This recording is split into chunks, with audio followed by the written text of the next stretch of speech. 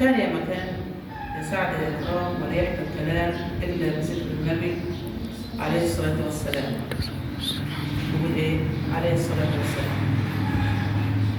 كان في واحد من الصحابة اسمه عبد الله بن عمر بن الخطاب رضي الله عنه.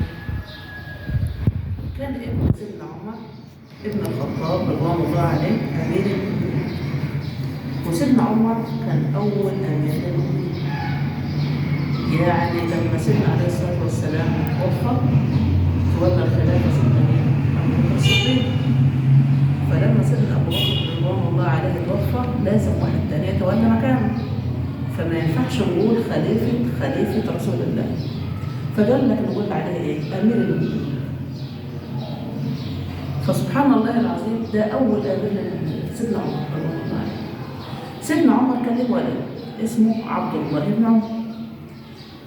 سيدنا عبد الله بن عمر رضوان الله عليه في يوم من الأيام هو وواحد من الصحابة برضه كان اسمه سيدنا نافع كانوا مسافرين، وهم في الطريق قالوا إيه نريحوا تحت شجرة كده ناكلوا لنا لقمة، خلي بالكم برضه. فقالوا ريحوا تحت شجرة ناكلوا لنا لقمة.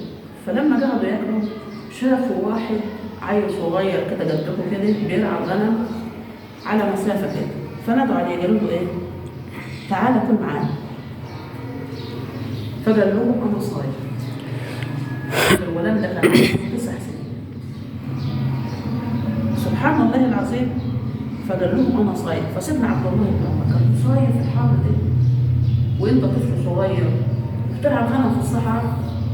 قال له أنا بنتدارك الأيام اللي فضلت في الدنيا.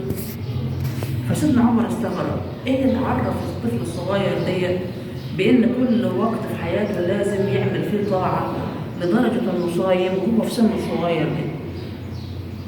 سبحان الله العظيم. إحنا طبعا بيبقى واحد عنده 100 سنة ويقول لك السبب ده عنده 9 سنين وبيقول إيه أنا عايز الأيام اللي فضلت في الدنيا نعمل فيها حاجة كويسة. فسيدنا عبد الله بن عمر قال له إيه؟ قال له طب ما تجيب لنا شوية لبن من الغنم اللي معاك ديت علشان خاطر نشرب. قال له مش بتاعتي، الغنم دي مش بتاعتي.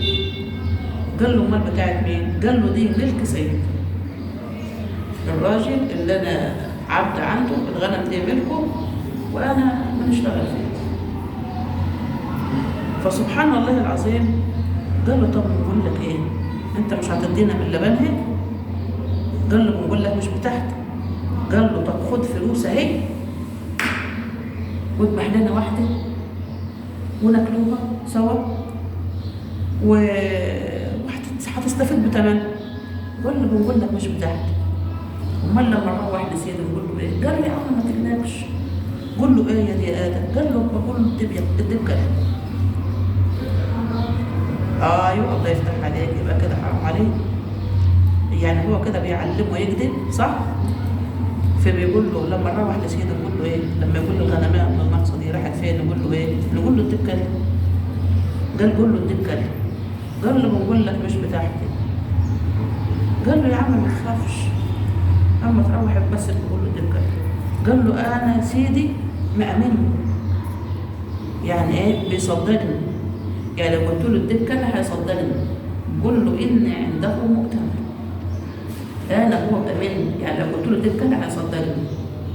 والفلوس اللي انت عايز تديها لي دي والله انا محتاجها لان انا غلبان على قد حالي، لكن واين الله؟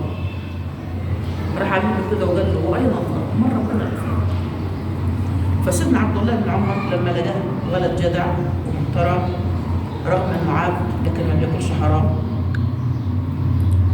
قال لسيدنا نافع يلا نروح نساله على صاحب الغنم دي. راحوا سالوا على صاحب الغنم فقالوا له ده فلان. فراح له قال له انت عندك غنم في المكان الفلاني وفيهم عيل كده، في عيل هناك كده بيرعى الغنم؟ قال له اه. قال له طب انا عايز نشتري الغنم ونشتري الغلام اللي معاه. قال له خد يا عم الغنم وخد الغلام اللي معاه فوق البيع. ليه بس يا عم كده؟ انت لازم تاخد ثمنه. قال له لا يا عم مش عايز، ده كل شويه يقول لي عايز نروح نصلي عايز نروح نصلي. قال له اذا كان عندك رخيص ده عند ربنا بارك، لازم تاخد ثمن الغلام. فخد فلوس الغنم وفلوس الغلام ودفعهم للراجل على جيد بقى ايه الولد اللي هو معاه الغنم وجاي داخل دخلها بقى عند الراجل اللي هو ايه سيد. سبحان الله العظيم. فقال له استنى ما تدخلش الغنم، الراجل ده هو اشتراه واشترى الغنم. قال له ما لقيتش غير ده هو، ده حرام. قال له ليه؟ قال له النهارده نادى عليا وقال لي تعالى هات شويه لبن. قلت له مش بتاعتي. لما قلت له مش بتاعتي اداني فلوس وقال لي اذبح لنا واحده نتعشى بيه. بيقول له كله سيدي. قال له بقول له دي بكام؟ ما يدش غير الحرام ده. فرد عليه سيدنا عبد الله بن عمر قال له ايه؟ قال له يا ابني انا كنت بنختبر ايمانك، كنت بنشوفك مؤمن صح ولا لا، بتحافظ على الامانه ولا لا. بص يا ابني الغنم ده كلها بتاعتك، اديها له دي مش كده وبس، وانت حر لوجه الله. سبحان الله. انت عارفين الغنم دي كانت كام غنمه؟ بيقولوا ان هي كانت 50,000 غنم. يعني سبحان الله العظيم.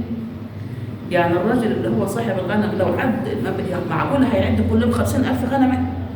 لكن الطفل ده كان ايه؟ طفل ايه؟ امين، بيخاف من الله سبحانه وتعالى. سيدنا عبد الله بن عمر رضوان الله عليه يقال ان هو تن لحد ما مات، كل ما يفتكر الحكايه دي يبكي ويقول واين الله؟ ما ربنا فين؟ يعني الطفل الصغير ديت سبحان الله العظيم من امانته وحرصه على المال اللي تحت ايده اثر في سيدنا عبد الله بن عمر، لدرجه ان سيدنا عبد الله رضوان الله عليه كان كل ما يفتكر يبكي ويقول واين الله؟ كلنا نقول رضي الله عنه وارضاه. نقول رضي الله عنه وارضاه.